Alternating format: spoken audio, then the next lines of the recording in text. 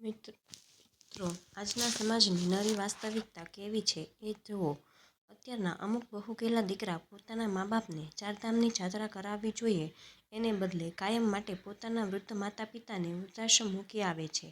અને આવા માતા પિતાએ રાત દિવસ તનતોડ મહેનત કરીને પાઈ કરીને થોડી ઘણી પૂંજી બચાવી હોય એ પૂંજી પણ આવા આજના વહુકેલા દીકરાઓ મા બાપની મરજી ન હોવા છતાં મા બાપ પાસેથી ધરાર પડાવી લેતા હોય છે. તો મિત્રો, આજના આ વિડીયોમાં આવી જ એક કહાની રજૂ થઈ રહી છે. તે સમય સાંભળો જ્યારે એક દીકરો પોતાના ઘરડા મા બાપને વૃદ્ધાશ્રમ મૂકીને ઘરે આવ્યો તો તેણે પટારામાં એવું તો શું જોયું કે તેના પગ નીચેથી જમીન સરકી ગઈ. આજે 7 દાયકા વટાવી ચૂકેલા ભીખાભાઈ પોતાના રૂમમાં બેઠા હતા અને સતત પલંગ પર આડા પડેલા પોતાની પત્ની જીવનસંગીની રસીલાબેનને નિહાળી રહ્યા હતા. રસીલાબેન પોતાની અસ્થમાની બીમારીથી ના કારણે બેહાલ હતા. ભીખાભાઈ પણ પોતાને ખૂબ જ લાચાર અનુભવતા હતા. કોઈ બીમારીના કારણે નહીં, પણ પોતાના જ દીકરાની વહુથી હેરાન થઈ રહેલા હોવાને લીધે પોતાની ડાયાબિટીસની બીમારીથી તો એમનો જંગ ચાલુ જ હતો, પણ પોતાના જ જ્યારે પજવે તો પછી સામનો કેવી રીતે કરવો એ તેમને સમજાતું નહોતું. તેઓ વિચારવા લાગ્યા કે આ ઉંમરમાં જ્યારે તેમના પોતાના બાળકોએ તેમની દેખરેખ કરવી જોઈએ ત્યાં તેમને પોતાની જ બીમારીની દેખભાળ જાતે જ કરવી પડે છે. એવું નથી કે આ ઉંમરે એનું પોતાનું કોઈ નથી. તેમનો એકનો એક દીકરો રાજુ છે ને, જે લગ્નના ઘણા વર્ષો પછી એને દીકરો મળ્યો હતો. અને જ્યારે રાજુ મોટો થયો ત્યાં સુધીમાં તે બંને ઘરડા થઈ ગયા હતા. રસીલાબેન અને ભીખાભાઈ પોતાના દીકરાને એટલો બધો લાડકોડથી અને પ્યારથી ઉછેરીને મોટો કર્યો હતો કે દીકરો પાણી માંગે તો દૂધ હાજર કરતા. રાજુ ભણવામાં શરૂઆતથી જ હોશિયાર હતો. રસીલાબેને પોતાના દીકરાને ભણાવવા માટે દિવસ રાત એક કરી દીધા હતા. રાજુના સપના ખૂબ જ મોટા હતા. ભીખાભાઈએ પોતાના દીકરાના આગળના ભણતરમાં કોઈ ખામી નહોતી રહેવા દીધી. રાજુ ઉચ્ચ શિક્ષણ માટે વિદેશ ભણવા જવા ઈચ્છતો હતો. તેની આ ઈચ્છા પૂરી થાય એટલા માટે ભીખાભાઈએ પોતાના ગામડાની જમીન અને મકાન પણ વેચી નાખ્યા હતા અને ભાડાના મકાનમાં રહેવા લાગ્યા હતા. ટૂંકમાં પોતાના દીકરાના ઉછેરમાં અને તેની ઈચ્છાઓ પૂરી કરવામાં જ તેમને પોતાની બધી મિલકત વેચી દીધી. ભીખાભાઈ વિચારી રહ્યા હતા કે એમનો એક મિત્ર તેમને સલાહ દેતો રહેતો કે ભીખાભાઈ, થોડું તમે તમારા માટે પણ બચાવીને રાખો. બધું દીકરામાં ઉપર લૂંટાવી ના દો. ઘડપણમાં તમારી પાસે શું રહેશે? પણ તેમણે ક્યારેય પોતાના મિત્રની વાત ઉપર ધ્યાન ન આપ્યું. તેઓ હંમેશા એવું કહેતા કે મારી સાચી પૂંજી તો મારો દીકરો છે. આવું કહેતા તેમની છાતી ગર્વથી ફૂલી જતી. આ વાત સાંભળીને તેમના મિત્રએ કહ્યું કે જો દીકરાને વિદેશમાં ભણાવવો જ હોય તો તેના ભણતર માટે થઈને બેંકમાંથી લોન લઈ લેવાય. પણ તમે તો ઘર જ વેચી નાખ્યું અને હવે જ્યારે આગળ ગણપણમાંનો સમય નજીક આવી રહ્યો છે તો તમે પૂરી રીતે પોતાના દીકરા રાજુ ઉપર નિર્ભર થઈ જશો. ત્યારે ભીખાભાઈએ કહ્યું હતું કે અમે અમારા દીકરાને ભણતર માટે બેંકમાંથી કોઈ લોન લેશું નહીં. પોતાના સંતાનને ભણાવવાની તો દરેક માતા પિતાની ફરજ હોય છે. જો બેંકની લોન સંતાન પોતે જ ચૂકવશે તો તેને એવું લાગશે કે તેમના માતા પિતાએ તેમના ભવિષ્ય માટે અને ભણતર માટે કંઈ જ નથી કર્યું.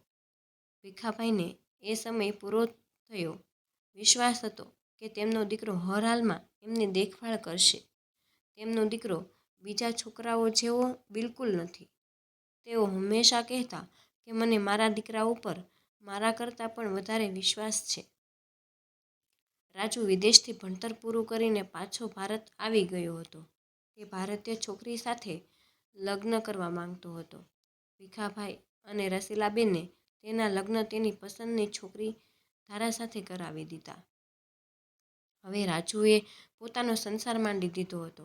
આજે એક મલ્ટીનેશનલ કંપનીમાં ઉચ્ચ હોદ્દા ઉપર કાર્યરત છે. પોતાની કમાણીથી તેને એક સારું મકાન પણ ખરીદી લીધું હતું અને ત્યાં જ પોતાના માતા પિતા અને પત્ની સાથે રહેવા લાગ્યો હતો. પણ હવે તે ફરી વિદેશ જવા માંગતો હતો અને ત્યાં જ રહીને પોતાની બાકીની જિંદગી વિતાવવા માંગતો. ભૂતકાળમાં ખોવાયેલા ભીખાભાઈ અચાનક પોતાના દીકરા અને વહુની વાતચીતના અવાજથી વર્તનમાં આવી ગયા. ધારા, બધો સામાન પેક કરવા થઈ ગયો છે ને? ધ્યાન રાખજે, કંઈ રહી ના જાય. બાપુજીના ગરમ કપડાં જરૂર રાખી દેજે અને તેમની બધી દવાઓ પણ મૂકવાનું બિલકુલ ન ભૂલતી. રાજુને ચિંતા કરતો જોઈને ધારા બોલી, અરે રાજુ, તમે ચિંતા ના કરો. એક એક વસ્તુ ખૂબ જ ધ્યાનથી મેં રાખી દીધી છે અને આમાં કંઈ પણ ભૂલાઈ ગયું તો તે લોકો ત્યાંથી જ મંગાવી લેશે અને ત્યાં બીજા પણ હશે ને, એમની ઉંમરના ઘણા બધા લોકો હશે. કોઈ વસ્તુ જોઈતી હશે તો બાપુજી તેમની પાસેથી માંગી લેશે. તમે કારણ વગર ચિંતા કરી રહ્યા છો. ત્યાં તેમને કોઈ તકલીફ થવાની નથી. આપણે કાલે સવારે જ આમને મૂકી આવશું અને આમ પણ અઠવાડિયામાં પછીની તો આપણી ફ્લાઇટ છે. તે પહેલાં આપણે ઘરનું બધું ફર્નિચર અને બાકીનો બધો સામાન પણ વેચવાનો છે.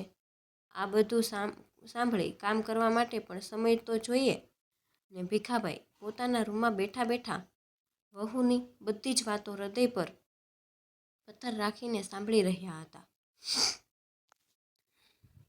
આ વાત સાંભળીને જાણે કે તેમનું હૃદય બેસતું જતું હતું. જો કે ધારા એક સુઘડ ગૃહિણી હતી અને ઘરને ખૂબ જ સારી રીતે સંભાળીને રાખ્યું હતું. પણ તેની નજરોમાં દરેક ક્ષણે વૃદ્ધ સાસુ સસરા ખટકતા રહેતા. તેના કારણે તે હંમેશા ચીડાયેલી રહેતી અને પરેશાન રહેતી હતી અને કહેતી હતી કે હજુ થોડોક જ સમય થયો છે આપણા લગ્નને અને અત્યારથી જ તમે લોકોએ મારા ઉપર આખા ઘરનો બોજો નાખી દીધો.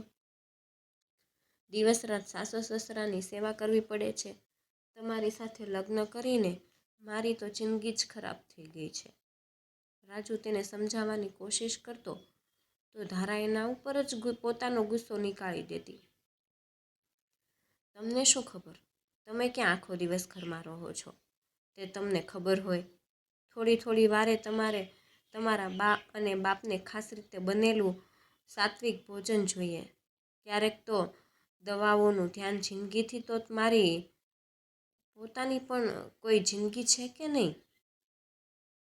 મને તો એવું લાગે છે કે હું આ ઘરમાં તમારી પત્ની બનીને નહીં પણ તમારા બા અને બાપાની નોકરાણી બનીને આવી છું. આવી રોજની માથાકૂટથી રાજુ પણ કંટાળી ગયો હતો. એક દિવસ ધારાના પિયરમાં લગ્ન હતા અને તેને રાજુ સાથે ત્યાં જવાનું હતું. ધારાએ ખૂબ જ ઉત્સાહપૂર્વક પોતાના માટે નવી સાડી ખરીદી હતી અને લગ્નમાં જવાની તૈયારીઓ કરી રહી હતી. પરંતુ લગ્નના દિવસે જેવી એ તૈયાર થવા માટે પાર્લરમાં જવાની હતી ત્યારે તેણે એમ કહીને રોકી લીધી હતી કે પહેલાં બા અને બાપુજી માટે જમવાનું બનાવી દે અને તેમની દવાઓ કાઢીને રાખી દે, પછી તું બ્યુટી પાર્લરમાં જાજે. પણ આટલું બધું કામ કરી પછી જો હું બ્યુટી પાર્લરમાં જઈશ તો પછી તૈયાર થઈને લગ્નમાં ક્યારે પહોંચીશ? આ બધા કામમાં 1 કલાક નીકળી જશે. તમે એમના માટે બહારથી જમવાનું મંગાવી દો, ત્યાં સુધીમાં હું તૈયાર થઈને આવું છું. ત્યારે રાજુ બોલ્યો, ધારા, મારા બા વધારે બીમાર પડી જશે. એક તો એમની તબિયત ખરાબ છે અને પાછું બહારનું ખાશે તો વધારે ખરાબ થઈ જશે. આપણે લગ્નમાં થોડા મોડા જશું તો એમાં શું ફરક પડવાનો હતો? તો મારા પિયરમાં લગ્ન છે એટલે જ તમે આવું બોલો છો ને? રાજુની આવી વાત સાંભળીને ધારા ગુસ્સામાં બોલી, મારી તો જિંદગી જ ખરાબ થઈ ગઈ છે તમારી સાથે લગ્ન કરીને. હવે મારે ક્યાંય લગ્નમાં જવું જ નથી. મને તો લાગે છે કે અહીં હું તમારી પત્ની બનીને નહીં પણ તમારા બા અને બાપુજીની નોકરાણી બનીને આવી છું. શું ફક્ત તમે તમારા બા અને બાપુજીની સેવા કરાવવા માટે જ મારી સાથે લગ્ન કર્યા છે? પોતાની વહુની આવી વાતો સાંભળીને ભીખાભાઈ અને રસીલાબેન ખૂબ જ દુઃખી થયા અને તે વિચારતા કે ગઢપણમાં માણસ કેટલો લાચાર થઈ જાય છે કે પોતાના જ બાળકોને કાંઈ કહી નથી શકતા. તે દિવસે ધારા સાચે જ લગ્નમાં ગઈ નહીં, રિસાઈને બેસી ગઈ. આખા ઘરમાં સન્નાટો ફેલાયેલો હતો. ધારા તે દિવસે જમી પણ નહીં. રાજુ તને મનાવવા લાગ્યો, પણ તે માનવા માટે તૈયાર જ નહોતી. એ ગુસ્સામાં બોલી કે તમારા બા અને બાપુજીને કોઈ વૃદ્ધાશ્રમમાં શું કામ નથી મૂકી આવતા? આવું સાંભળીને રાજુ ભડકી ગયો. આ તું શું બોલી રહી છે? એનું તને ભાન છે? જાતે જ તો તેનો એકમાત્ર દીકરો છું. બા બાપુજી વૃદ્ધ છે અને સાથે સાથે બીમાર પણ છે, અને આવી સ્થિતિમાં તું એને વૃદ્ધાશ્રમ મૂકી આવવાની વાત કરે છે? ભલા ક્યારેય કોઈ દીકરો આવું કરી શકે ખરો? પડોશી, સંબંધીઓ અને સમાજ શું કહેશે? સમાજના લોકો શું કહેશે? સગા સંબંધીઓ અને પડોશીઓ શું વિચારે છે એની તમને ચિંતા છે, પણ જેને તમે લગ્ન કરીને આ ઘરમાં લાવ્યા છો, ક્યારેક એમના વિશે પણ વિચારો તમે. લગ્ન પછી આપણે ક્યાંય ફરવા ગયા છીએ? કોઈ સગા સંબંધીના ઘરે ગયા છીએ? અરે મને એ તો કહો કે ક્યારેક એક પિક્ચર દેખાડવા પણ મને લઈ ગયા છો? હું તો જ્યારથી આ ઘરમાં આવી છું બસ તમારા બા અને બાપુજીની સેવા જ કરી રહી છું. હવે મારાથી વધારે સહન નથી થતું. હવે મને એ બંનેથી મુક્તિ જોઈએ છે. નહીંતર સાંભળો, તમારું ઘર હું તો જાઉં છું મારે પિયર, અને એટલું જરૂર યાદ રાખજો કે ફરી પાછી ક્યારેય નહીં આવું. ધારાની વાતો સાંભળી રાજુ ચૂપ થઈ ગયો. એ વખતે ધારાને કંઈ પણ કહી ના શક્યો. પછી ધારા બોલી, તમે એક કામ કેમ નથી કરતા? તમે વિદેશમાં નોકરી ગોતી લ્યો, અને તમને નોકરી મળે એટલે આપણે બંને ત્યાં જતા રહીશું. ત્યાં સુધી આપણે આ બંને માટે કંઈક રહેવાની વ્યવસ્થા કરી લઈશું.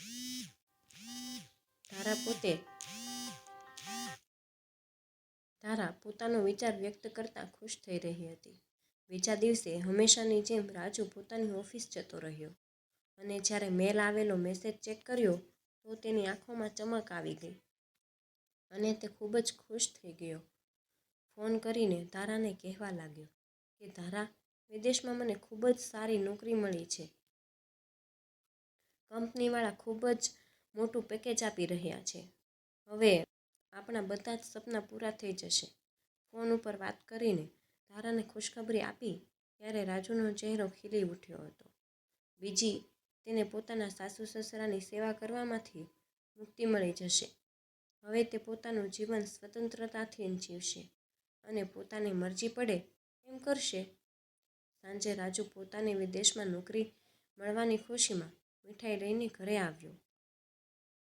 જેવો એ પોતાના રૂમમાં ગયો, બા બાપુજીના રૂમમાં ગયો, તો જોયું કે બાપુજી રૂમમાં હતા નહીં, કદાચ બાથરૂમમાં ગયા હતા, અને તેની બા જોર જોરથી ઉધરસ ખાઈ રહી હતી અને ધીમેથી ઊભી થઈને પોતાની પાસે રાખેલી બોટલમાંથી પાણી કાઢી રહ્યા હતા.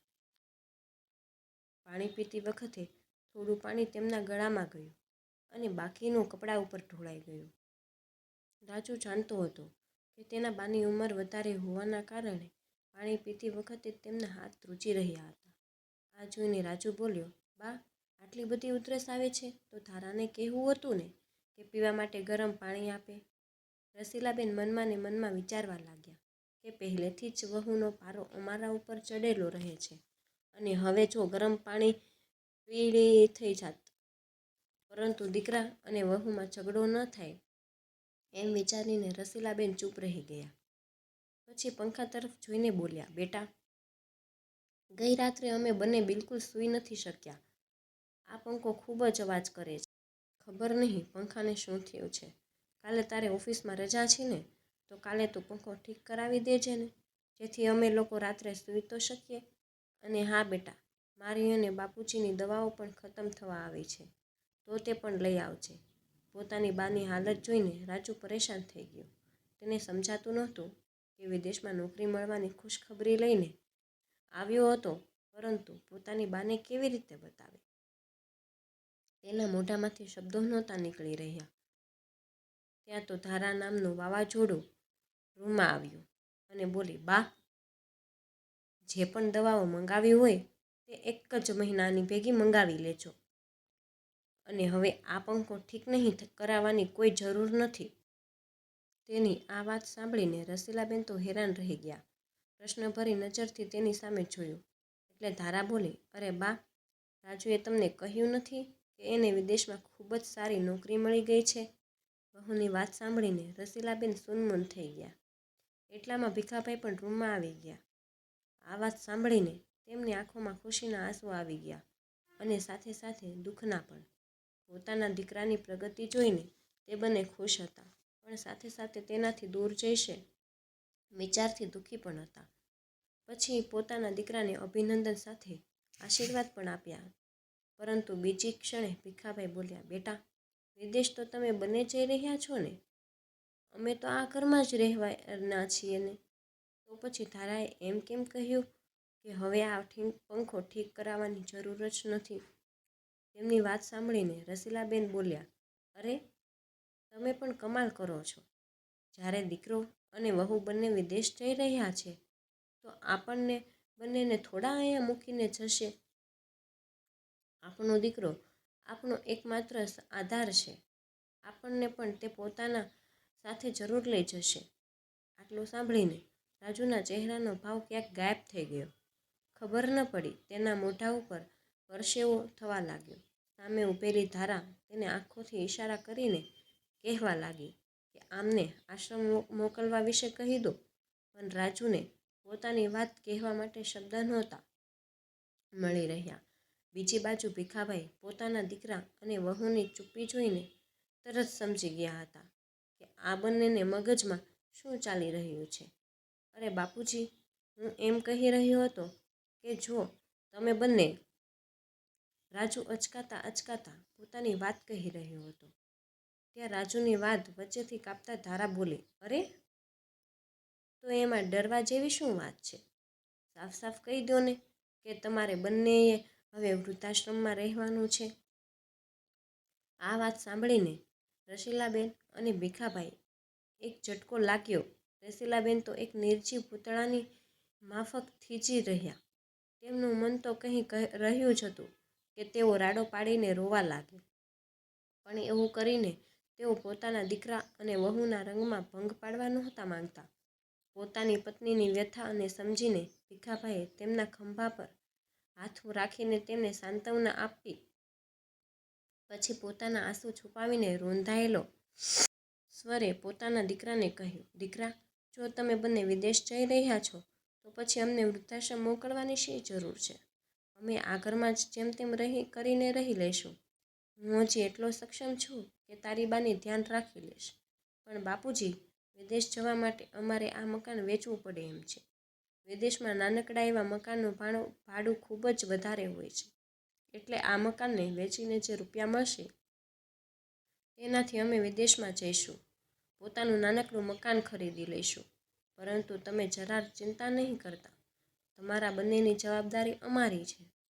અમે તમારા માટે ખૂબ જ સારી વ્યવસ્થા કરી રાખી છે. ત્યાં તમને કોઈ વસ્તુની કમી નહીં રહે. આટલું કહીને દીકરો અને વહુ તેમના રૂમમાં જતા રહ્યા, બહાર નીકળી ગયા. તે બંનેની વાતો સાંભળીને ભીખાભાઈ અને રસીલાબેનની હાલત જાણે કાપો તોય લોહી ન નીકળે એવી થઈ ગઈ. ત્યારે ભીખાભાઈ કહેવા લાગ્યા કે તું તારા ઘરડા માતા પિતાને વૃદ્ધાશ્રમમાં મૂકીને કેટલી સરસ રીતે તું પોતાની જવાબદારી નિભાવી રહ્યો છે. તું અમારો દીકરો થઈને અમારા જીવતે જીવ અમારી પાસેથી આશરો છીનવી લીધો. વિશ્વાસ નથી રહ્યો. જે દીકરા માટે થઈને અમે બધી જમાપૂંજી વાપરી નાખી હતી, આજે એ જ દીકરો અમને બેઘર કરી રહ્યો છે. આ સાંભળીને રસીલાબેન રડતા રડતા બોલ્યા, આવા દીકરા કરતાં તો આપણે આંગણું સૂનું રહેતું એ વધારે સારું હતું. કમસે કમ એક વખત તો કહી દીધું હોત કે બા અને બાપુજી, તમે પણ અમારી સાથે ચાલો. ઘડપણમાં તમે અમારી સાથે જ રહેશો. પણ આનું પોતાનું ભવિષ્ય બનાવવાનું છે. પછી ભલે તેના માટે તેને પોતાના મા બાપની કુરબાની કેમ ના આપવી પડે. પોતાના દીકરાની વહુની વાતો સાંભળીને ભીખાભાઈ અને રસીલાબેનને વિશ્વાસ નહોતો આવી રહ્યો કે આ ઉંમરમાં વૃદ્ધ આંખોને હજુ ઘણું બધું જોવાનું બાકી છે. રાજુ અને ધારાને વિદેશ જવામાં ફક્ત 1 અઠવાડિયું જ બાકી હતું. એટલે ધારાએ સામાન પેક કરવાનું શરૂ કરી દીધું. ઘરનો સામાન કાઢતા ધારા બોલી, બા, તમે ઘરમાં કેટલો ભંગાર ભેગો કરીને રાખેલો છે. આટલો સામાન વેચવામાં તો ઘણો બધો ટાઈમ લાગી જશે. આ સાંભળીને રસીલાબેન બોલ્યા, ધારા, આ ભંગાર નથી, મારી આટલા વર્ષોની ગૃહસ્થીનો સામાન છે. એક એક વસ્તુને મેં ખૂબ જ મહેનત કરીને ખરીદી હતી અને સાચવીને રાખી હતી, જેની સાથે અમારી યાદો જોડાયેલી છે. પણ તને તો અમારા આ સામાન ભંગાર જેવો જ લાગશે ને? બા, તમે કંઈ પણ કહો, પરંતુ મારે તો આ સામાન વેચવો જ પડશે. એમ કહીને ધારા બધો જ જૂનો સામાન એક ખૂણામાં ફેંકવા લાગી. બીજી બાજુએ રાજુએ પણ મકાન વેચવા મૂકી દીધું હતું અને 2 દિવસમાં જ તેને એક સારો એવો ખરીદાર પણ મળી ગયો હતો. એટલે એણે પોતાના બા અને બાપુજીને વૃદ્ધાશ્રમમાં મોકલવાની બધી જ તૈયારીઓ કરી લીધી હતી.